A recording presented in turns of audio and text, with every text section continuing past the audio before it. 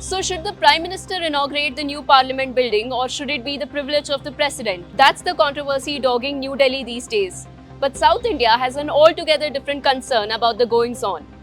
Out here, many fear that the triangular-shaped building that would reduce the old British-era circular building to a mere architectural curiosity could also limit South India's clout. In focus are the increased number of parliament seats. The current strength of the Lok Sabha is 543. But the new Lok Sabha, with its chamber shaped like a peacock, has a whopping 888 seats. The Rajya Sabha, or the Council of States, has 250 members, but the new Rajya Sabha, or the Council of States, with its lotus-shaped chambers, can seat 384 MPs. The question is, who will get to fill all these new seats? Will the North Indian states, with a booming population, overshadow their southern cousins who have managed to keep their fertility rates in check? In other words, will South India be punished for its performance? The key word to understand here is delimitation. This story begins in 2002, when Lok Sabha passed a bill freezing the number of seats in the parliament and the state assemblies. The catch? The freeze will thaw in 2026. Delimitation is redrawing boundaries of an assembly or a Lok Sabha constituency done to reflect the changes in the population at the state or at the national level. It is the task of a delimitation commission headed by a retired judge of the Supreme Court. The number of Lok Sabha constituencies has not been revised since 1972. A research paper by policy analysts Milan Vaishnav and Jamie Hinson predicts that any new delimitation exercise would help North India gain 32 seats at the cost of southern states, which may lose 24 seats.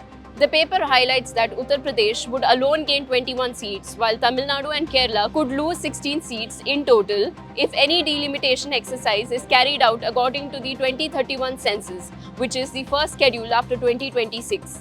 No surprise then that the South Indian MPs is a worried lot.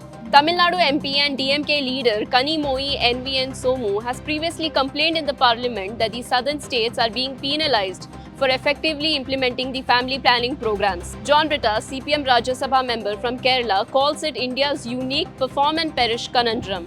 He said, if you miss your goals, then you get another chance and then another. But if you perform, then you get a rap on your knuckles. Brittis argues that the spirit in which this delimitation issue was discussed 25 years ago should prevail. And it's that constitutional spirit that psephologist Sandeep Shastri, National Coordinator Lokniti Network, stresses on. He said, if delimitation is going to be carried out, then the government must ensure that the percentage of seats allotted to every state must remain the same. Karnataka has 28 Lok Sabha seats, that is 5% of the total number of seats currently. If the number of seats is going to be increased to 888, then Karnataka must be given 5% of the total 888 seats. That way, the southern states would not be at a disadvantage, he says. The South is listening. This is Afreen Hussain and you're watching India Today SoSouth.